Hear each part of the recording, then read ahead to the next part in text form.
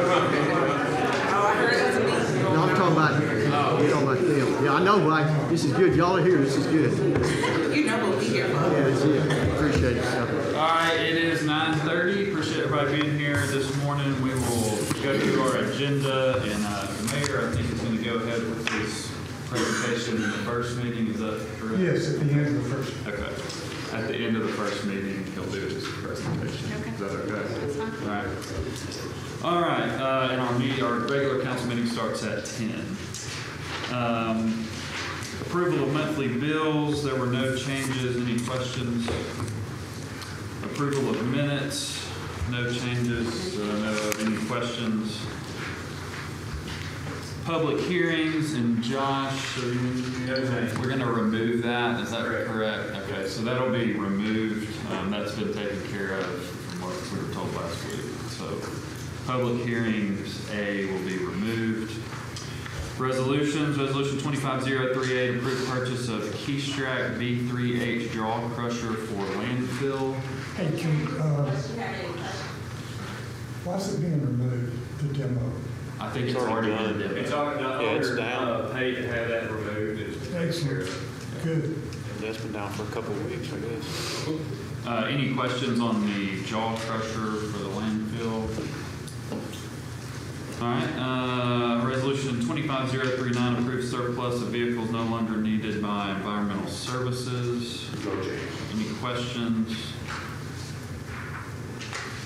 Resolution 25040, award bid 25011 to Branham's Wrecker Service for towing services for DPD being the lone respondent. I have no changes. Any questions? Resolution 25041, award bid number 25012 to Four Seasons Cleaners for dry cleaning laundry services being the lowest responsible bidder. No changes. Any questions? Resolution 25042, authorize mayor to sign agreement with Fight Building Company for construction management services for Sportsplex. Any questions? Resolution 25043, approved vacation request 77324 for Old House LLC. How y'all doing? I just wanted to, Councilman Ladner, you did ask me a question of why the vacation was occurring, and I did reach out to the engineer to get more clarification. And this was originally set aside as a temporary ditch to handle rainwater between two housing developments. It was only needed until the third part of the development was built. Now that the third part is finished, it has its own built-in drainage system, its own ditches and everything, so that takes care of the rainwater. So the temporary ditch is no longer necessary. Joe Wheeler did put an underground pipeline in this section of that ditch. That section now will be kept as an easement specifically for the power line, and the electric company has confirmed that the new easement is sufficient for their needs. The city engineer has approved this construction of both the second and third parts of the development, which means the rainwater ditch is handled and the temporary ditch can officially be vacated. Very thorough answer to my questions. I appreciate it, Tommy. Any other questions on that one? All right, I'll turn it over to the mayor for his presentation. So we have a lot of jobs in the city that are very dangerous, and fire, police, and other jobs that just aren't coming to mind right now, but one that is our tree crews and the work that they do. And handling and trying to remove trees is very dangerous work. But they're well trained and they do very good work, and we want to recognize them for that work today here at the council meeting.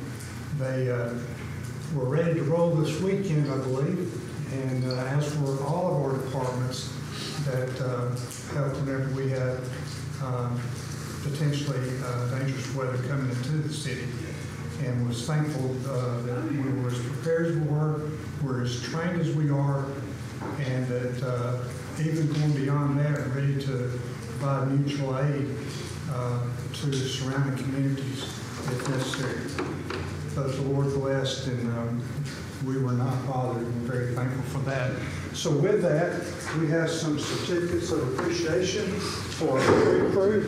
And I tell you, as I call your name, if you just come forward, I'll just present this to you. Billy Williams. In recognition and commendation of Billy Williams for faithful, dedicated service to the citizens of the city of Decatur. Billy, thank you. Thank you for your leadership. You're welcome. Thanks, sir. Billy, you usually have something you want to say. I think she wants to get a photo. Mayor, she wanted to get a photo. Did you get your photo? I did. Very good. Okay, very good. All right. Ian Minor. And it reads the same. How long have you been with the crew? Oh, going on 9 years now. 9 years. Well, thank you for your service. Thank you, sir. There you go. Thank you. All right. And then Corey Taylor.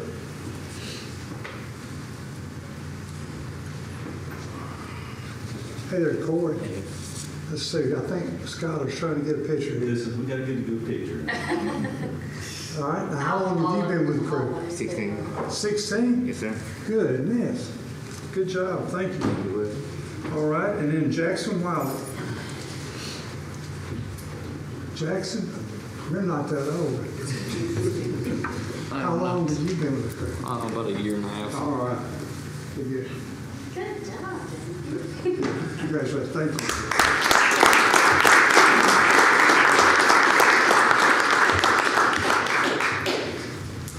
All right, thank you, Mayor. We will get started at 10 o'clock.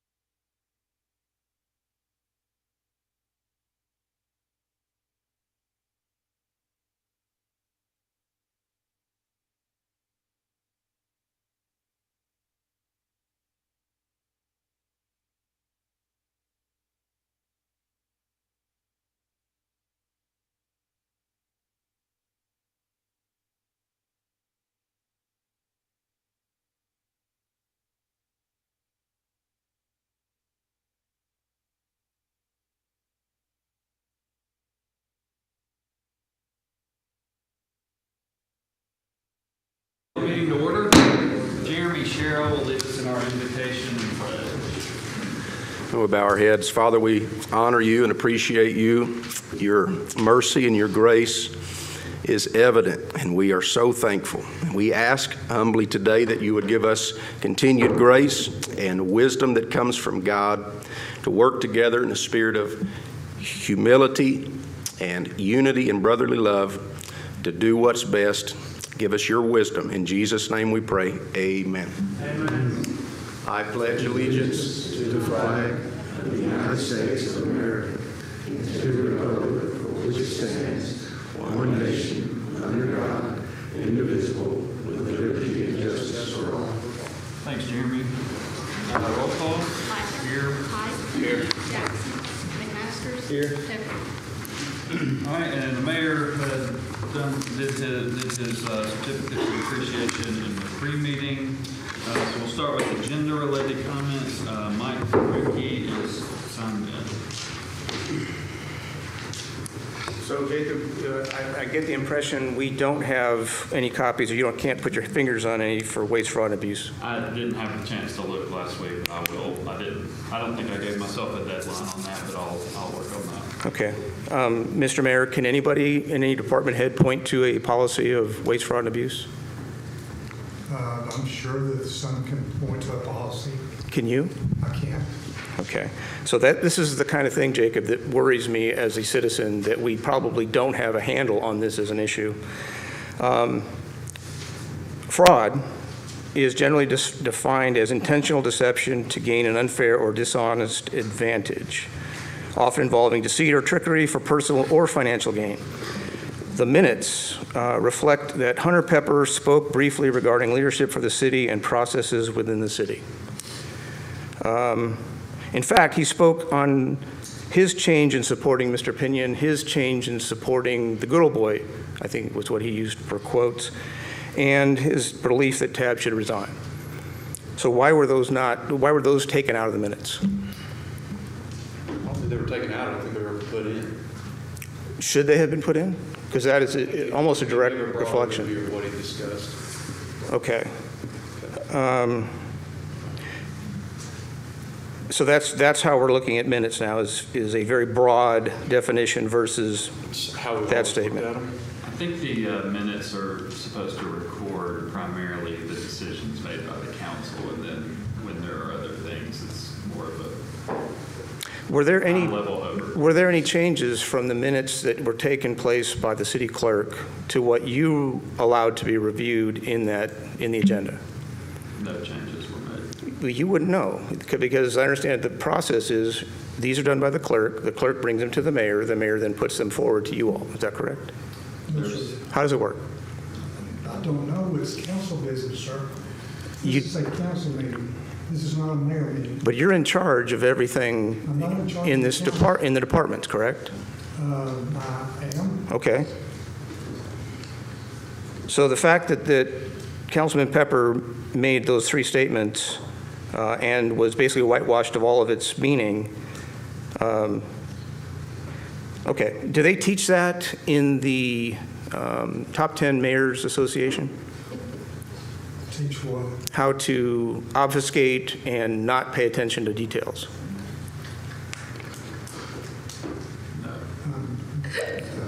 Okay. So $14,000 is a check written this month for your membership in the Top 10 Association. What did you get for that amount of money? We get networking with the 10 largest cities and their mayors along with their staff. And our staff quarterly we visit. There are times whenever we visit in between quarterly meetings on special initiatives as it relates to whenever the legislature's in session and we have certain bills that we're trying to protect the loss of funding to the municipalities or to find new funding sources with their assistance. There's a lot of things that we do in the Big Ten. Outside of population, what are we a Big Ten of? We are a member of the Big Ten. I don't understand your question, Well, Mr. Farouk. there are 10, we're in the top 10. We have education. Are we in the top 10 of education I of cities? don't know the answer to the question. Does anybody know the answer to that question? Are we in the top 10? No. I mean, just to sit up here, I can get answers to that question, but to get, just. Can we get answers to why we don't have a fraud, waste, and abuse policy yet? I'm not able to answer those questions. All right, we just hit 4 minutes. Thank you. We'll move into our agenda, approval of monthly bills. So moved. Motion by Mr. McMaster. Second. By Mr. Pike. Any discussion? Roll call. Ladner. Aye. Pike. Aye. McMaster. Aye. Bills are approved 3-0. Approval of minutes, we'll take these as one. So moved. Motion by Mr. McMaster. Second. By Mr. Pike. Any discussion? Roll call. Ladner. Aye. Pike. Aye. McMaster. Aye. Minutes are approved 3-0. Public hearings, we mentioned in the pre-meeting, this will be taken off. This was taken care of. Any questions for Josh? We'll remove this. Thanks, sir. Resolutions, Resolution 25038, approved purchase of Keystrack V3H jaw crusher for landfill. Good morning, landfill. The title, landfill and recycling. We're requesting the approval to buy a crusher for concrete, mainly for concrete.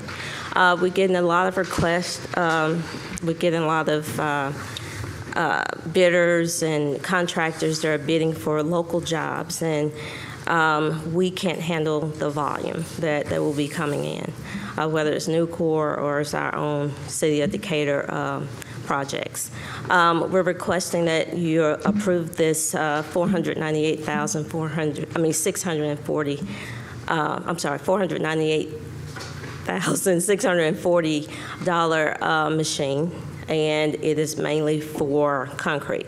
I've been told that you all have received some calls about it, and if you had any questions, we could clear up a few things. Just to clarify, we do currently take concrete. We do. correct? We do currently take concrete. Big issue is where to put it.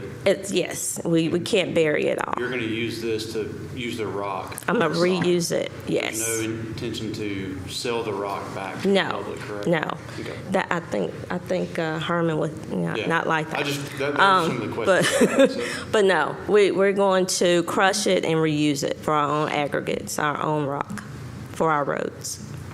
What about maintenance agreement? Is there a? There's there's a maintenance agreement with Crusher Works for it's a 3-year maintenance agreement. There's a 1-year warranty on the machine, and one of the things was about the rebar that's in concrete. It's separated.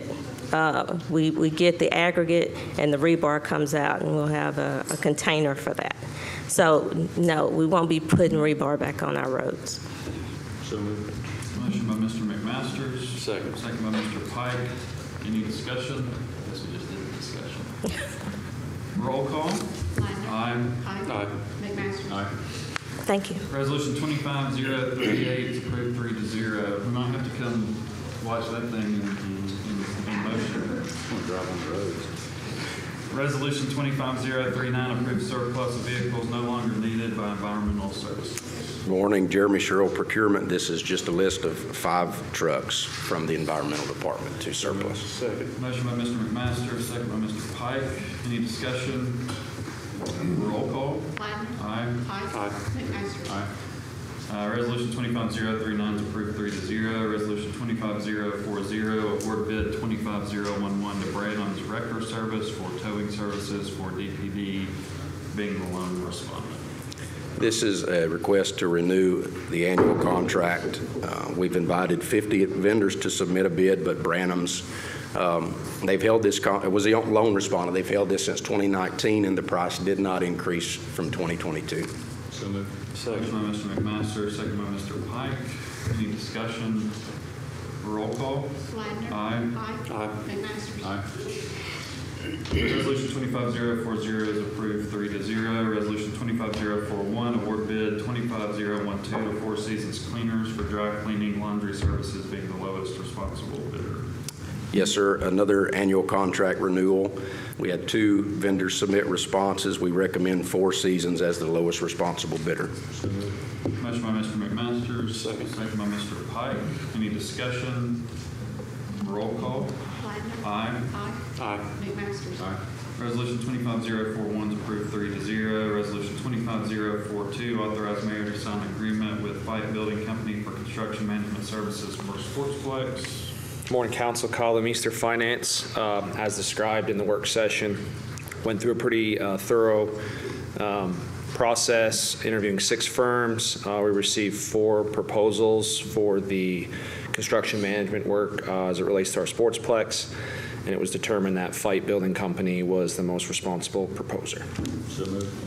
I will pass the gavel to Mr. Pike and second the motion. Okay, we got a motion and a second. Any discussion? No, I do appreciate you guys being here today. Obviously, feel like you guys did a really good job on the rec center. Came in under budget, which is always what we want. I think we found, I would put the 6th Avenue project sort of, Volker wasn't really a CM, but really kind of guided us through that project, and it came in under budget. So I think we've seen the value in having somebody that's the city's advocate as we go through this process, because we don't have anybody that's really maybe expert, in this world. So certainly we'll support this today. Any other discussion? Well, just going back to this, you were saying you're going to support, hope you will, believe you will. On the rec center, we had 4, I believe, responsible bidders, very respected bidders. During the takeoff of the products that would be used materials to do the project, you had some guys that really knew how to go out there and dig and get that low number, get these costs down. Those are things that we really value and appreciate, and we're going to need it on the Sportsplex, so you have your work cut out for you there. All right, no more discussion. Roll call. Pike. Abstain. Ladner. Aye. McMaster. Aye. All right, resolution number 25042 is approved with a vote of 2-0 with 1 abstention. I'll yield back. All right, resolution 25043, approved vacation request 77324 for Old House LLC. Tommy Williams with the Planning Department. The applicant is requesting to vacate .79 acres of a drainage easement. It will be maintained as a utilities easement, and this passed the Planning Commission on the 17th of January. So moved. Motion by Mr. McMaster, second by Mr. Pike. Any discussion? Roll call. Ladner. Aye. Aye. McMaster. Resolution 25043 is approved 3-0. That brings us to the end of the agenda. Next council work session will be held on March 31st, 2025 at 5 p.m. Next regular council meeting will be held on April 7th, 2025 at 6 p.m. Anything else from you guys? One thing I wanted to mention, is it John Ozier, I believe, with OMI, was going to be here today to talk about his findings with Kerry Matthews and the study they did with the soil. Mr. Jackson couldn't be here today, so we postponed that, so he'll be here on the 7th to discuss this, and just wanted you guys to be aware of that. All right, we will move into our public comments. We'll go in order. We'll do 3 minutes with 1 minute to wrap up. First on the list is Byron Eccles.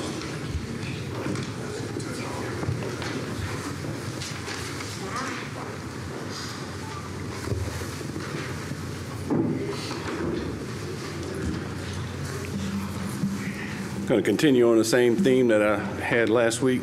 At one point in time last year, God showed me this process that's been going on in Decatur is moving slow, but it's moving slow on purpose, and that is so the people will trust decisions that are being made as things move forward. And as I mentioned last week, I personally know and I believe we're in the middle of a revolution. I discussed some things on that. The first time I read that Green report, I realized there wasn't enough in there to, say, fire a police chief, especially when you consider all the things that a personnel board must consider. So I started asking some questions, started realizing there's something going on here that's not face value. I published 2 videos where Some activity here was questionable. I don't have a big following, but I'm doing my part.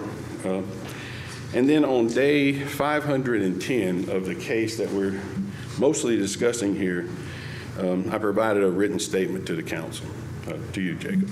And within 24 hours of that, a council meeting had been canceled. A police chief had stated he is going to step down soon. And then before the next council meeting, there was an interim interim police chief. I wondered why things had sped up so quickly, but I don't know if all that is connected. I know that you have a job to do.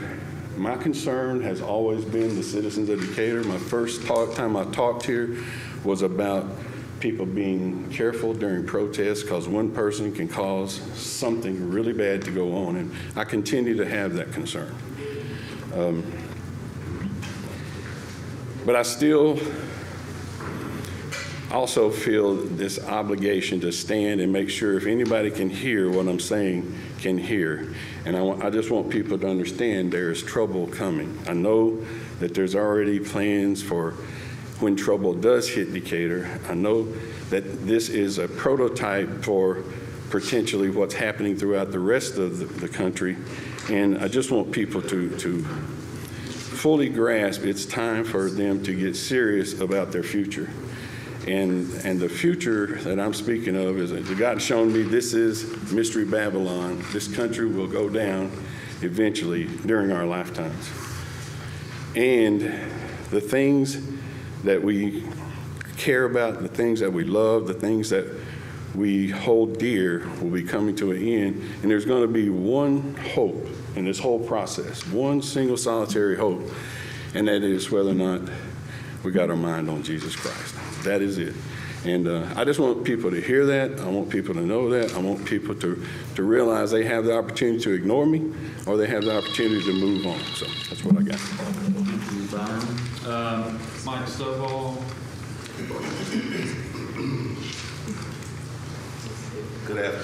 Good morning.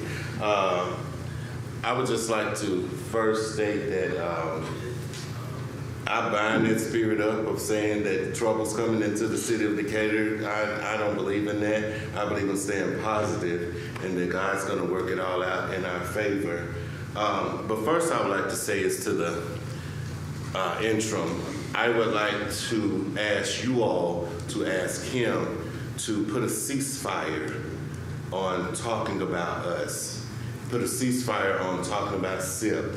Quit making his interviews all about SIP. Tell us what he's going to do in his little small time that he's here, how he's going to make our city productive, how he's going to make some changes come forward instead of making all his interviews about us. As I was looking at the TV and looking over interviews of the week, all of Carlisle's statements were about us, the supporters and the protesters, and I think that's like tacky. I think it's time to move past that, and what we're looking for to the community, I'm asking you all to just have patience with us, because what we're looking for is a good chief. We're looking for a chief that's going to be able to last 3, 4, 5, 6 years, so that we won't have to keep on coming through this again. And our end game is that we can be able to stand up here and say, you know what, that police department might have been something, but now it is, you know, it's that light, that city that sits on a hill. That's what we want to see. We want a good chief. So don't get mad at us. I asked Carlisle to do his ceasefire so that we all can be in peace during this time while we're praying for the new chief. Thank you. Thanks, Mike. Sharonda. Hello. Hey. So the application for chief closes tomorrow, correct? At midnight tomorrow. Are you all able to disclose as of today how many people have applied? If we told you, it'd probably be the wrong number. I don't think we Less than 5, more than 5? I think it's more than 5, but it could be 30 and it could be 6, so I'm not sure. Okay. Will those interviews be public? Yes. Okay, terrific.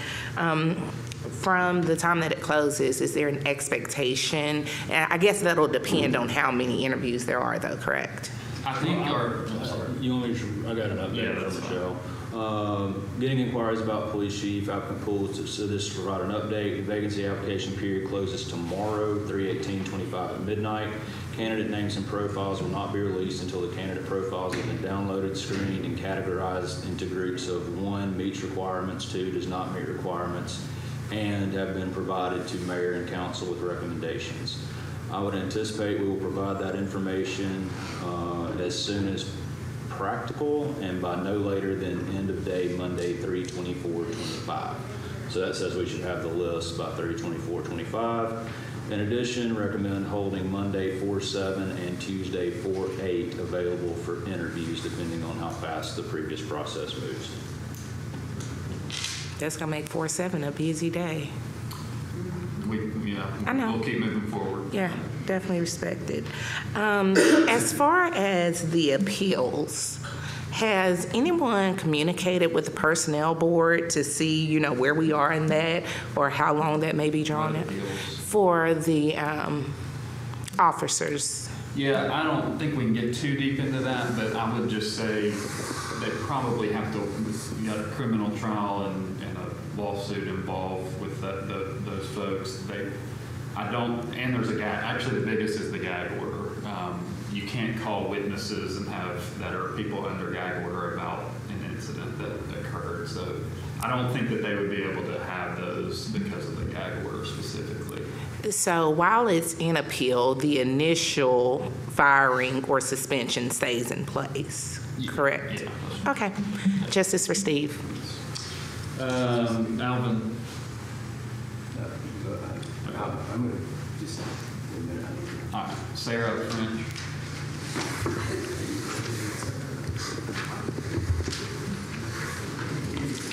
Okay, because this city tries to keep everything so quiet, I want to remind you that in 2 weeks from today, once again, the city is allowing 2 employees to quietly retire from their positions after allegations have came out against both people. Something Decatur has become very known for: mess up, get in trouble, and we'll just let you sit quietly and you retire with benefits. Another sign of how corrupt this city is working, which again is why I think our city departments also need independent reviews. We are coming upon a time unlike Decatur has ever seen. It has been put out and said that people that show up here at the council meeting are the ones that are dangerous and full of threats. I know the council knows this is untrue. We come here, we show our face, we say our names, we say everything we have to say right here publicly. But it is time to be concerned about the safety of all citizens, including us. There are people that have tormented and harassed us online for the past year and a half. In the past 2 weeks, those threats have took a step forward. Even though they still won't show their face or even speak their real names, their threats have gotten stronger and more direct. I do not believe these people are harmless anymore. Following people and taking their pictures, sending private messages about doing things to us when we're out in public, all is uncalled for and has went too far. So whether we have an interim chief or a new chief, somebody needs to have a plan. Somebody needs to pay attention, and it's not the Steve Perkins supporters that you need to be worried about. I think it's time for some of our good officers to stand up and be worried about our safety. Because again, at 18 months, we have yet to cause any damage or do anything that was not peaceful. And with these hearings and trials coming up, you have a lot of people that we don't even know who have been right here in this city who have been harassing and threatening us for 18 months. Make no mistake though, we always have each other's back and we won't back down until we have justice for Steve.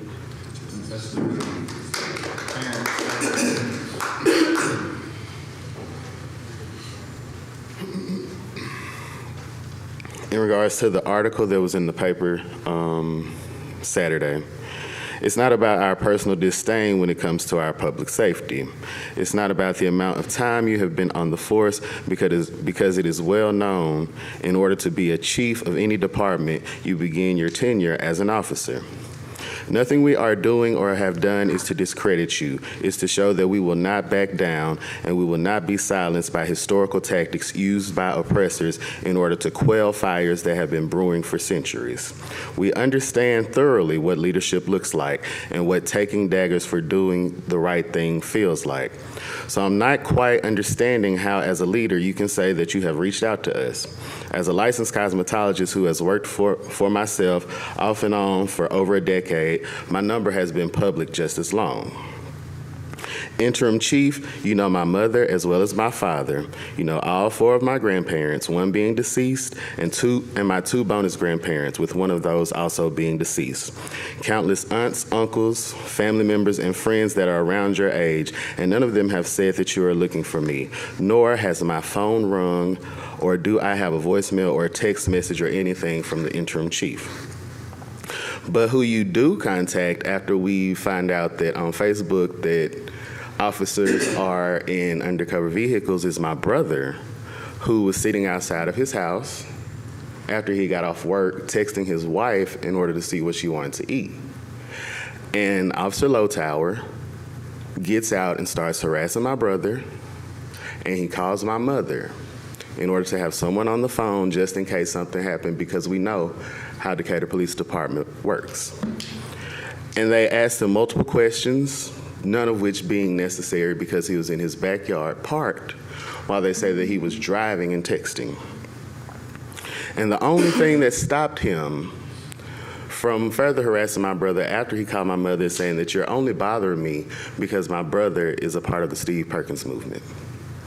And after that, Lowtower and the officer who was with him, who seemed confused by my brother's statement, got in the car and left. What you may or may not know is that prior to the appointment, Standing in Power, which I'm the co-founder of, spent countless hours meeting with Todd to help him navigate the situation to no avail. We met with city councilmen, the mayor, the ACLU, the SPLC, NAACP, Alabama Values Progress, and other stakeholders throughout the city to get some common understanding. So meeting is not a problem, but meeting has to be done in proper settings. On March 3rd, when you had the ample time and opportunity to address the citizens, you chose not to. You waited until the meeting was over and stopped us to talk about your concerns. We listened, we gave you respect and let you have the floor to state your piece, and you did. But our concern is less about Natus the person, it's solely based on Natus the Interim Chief, and what you're going to do, because the focus should always be on the police department. Someone who hasn't watched the press conference that you did on February 27th and properly hasn't read the third-party review cannot give any advice on how I should go about addressing my concerns with the chief of police, because there's a level of seriousness that needs to be brought with such a short interaction between us. And as I stated before, the focus should always be on the police department. Ms. Terrence, Justin.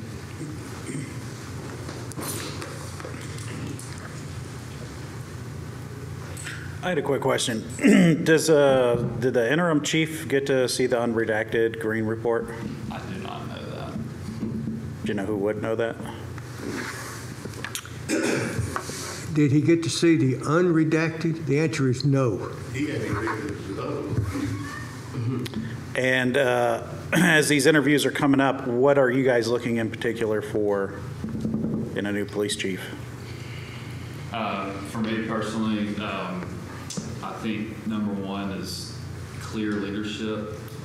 When whoever that person is in the room, we know that person's in charge.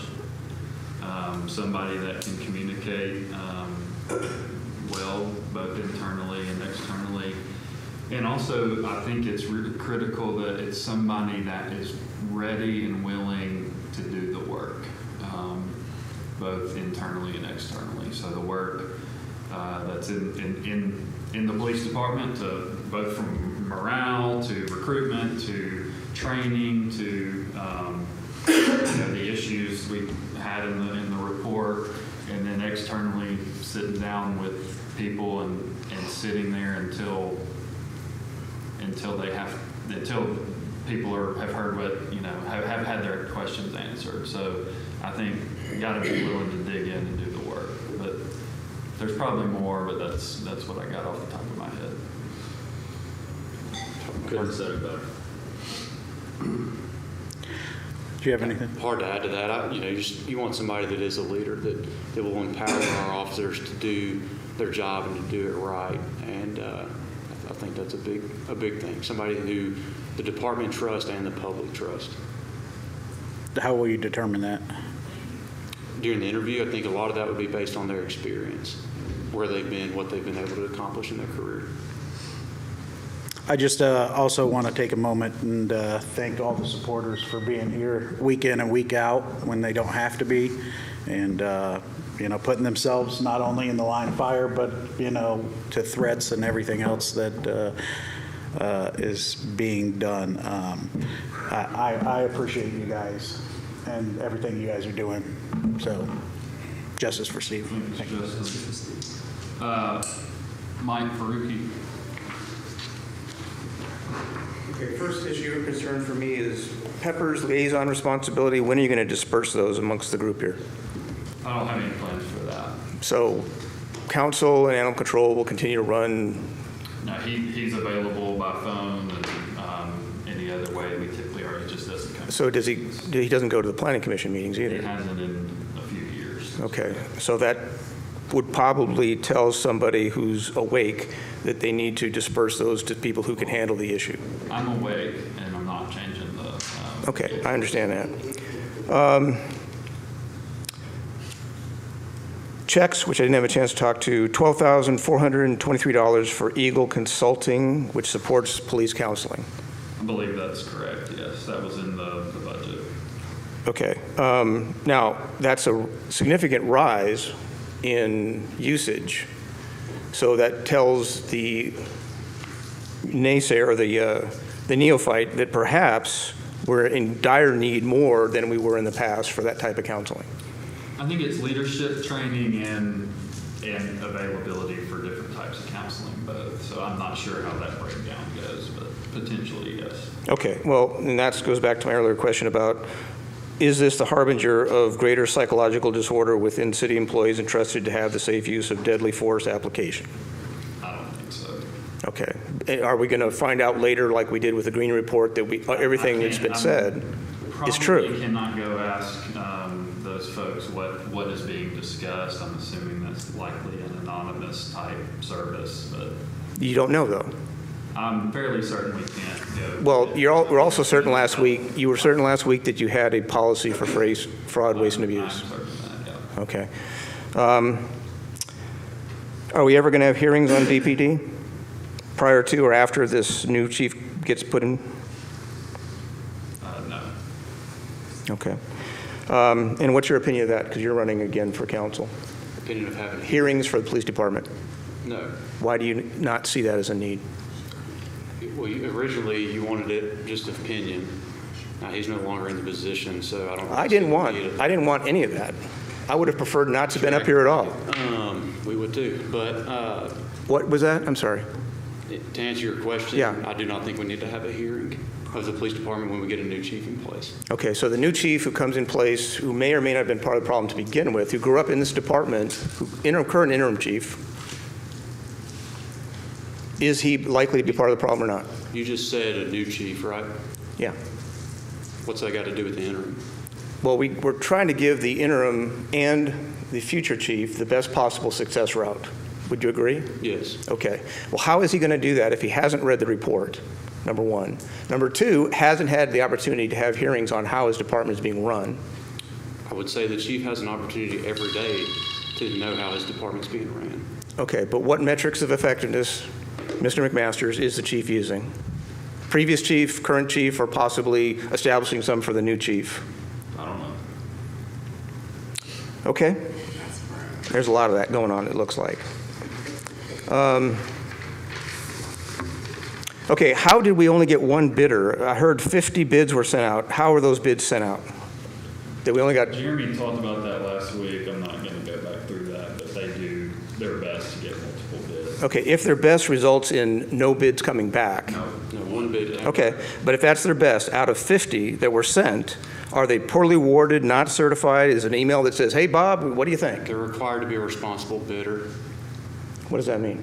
They've got to meet all the requirements within the bid. Okay, so the 50 were sent out, Yeah. and they were supposedly met those requirements. I'm not going to get into all that. I'll say Jeremy does a really, really good job. Okay, so we're going to continue to defend that process. Because he does. He's got multiple Yeah. bids on many things, but yes, I will defend our city employee, Jeremy Sherrill. He does I'm not. He does a phenomenal job. sometimes. Have you looked into that process, Yes, Jacob? absolutely. You have. It's much- You have looked into that process. I've asked that question multiple times. Okay, we're at 4 minutes. Alvin, you're next up.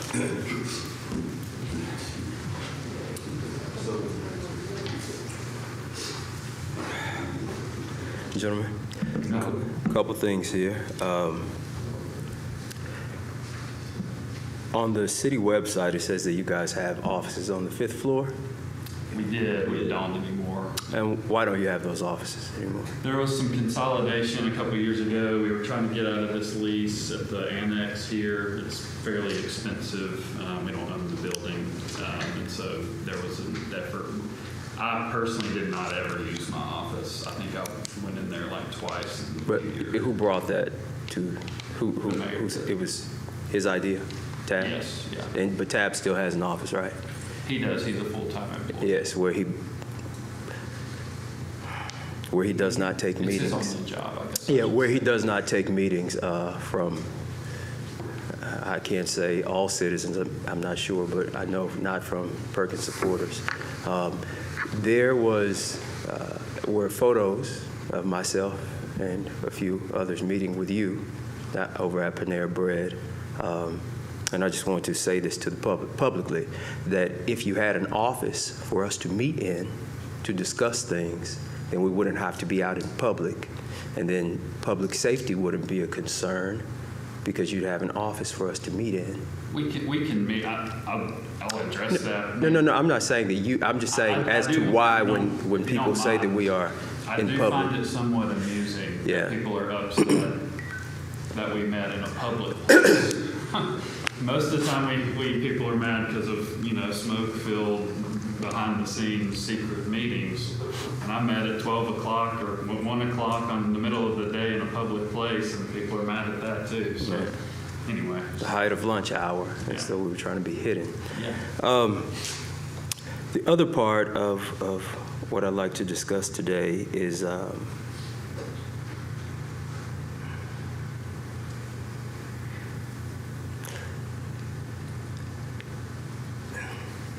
Natus newspaper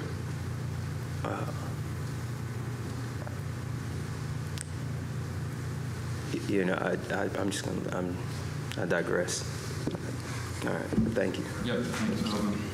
I do want to address one thing, since Alvin brought it up, I'll blame him, but this whole, I get questions all the time about social media and why don't I engage more on social media, and I'll explain that. One reason is because I used to, get in arguments on Facebook or whatever. One reason is because there are, I would say, men that I look up to, that I aspire to be like. They're good folks that are successful and have good families and Christian men. And they all have a lot of different things about them that I admire. The one thing they all have in common is that zero of them argue with people on Facebook. So if I were to emulate those guys, I think maybe I need to stay off social media. The other thing is, and I know I'm an Auburn fan, but I did want to read this quote from Nick Saban because I think it also describes my thoughts on why I don't engage on social media. But he said this about his players last year. It amazes me that some guy sits in his basement and he puts something on the internet and anybody cares about what he thinks. But it would affect our players, and I was constantly trying to get them to not be affected by external factors like what other people think. Just doing the right thing is so much more important than what somebody else thinks. So I really don't care what some loser puts on Facebook that has never met me says about me. I don't. I could care less, and so I'm not going to engage in that. So I just wanted to clear that up. But also, whoever's taking photos of people in the middle of the day at Panera Bread probably needs to reevaluate some things too. But the reason those guys, the reason those guys that I talked about that I admire don't get on Facebook and argue is because they're too busy running successful companies, investing in their family, in the community, and in their churches. They don't have time, okay? So I just think, anyway, that's the kind of person I want to be. So too busy to argue on Facebook. All right, anything else from council? I'll stay on the next.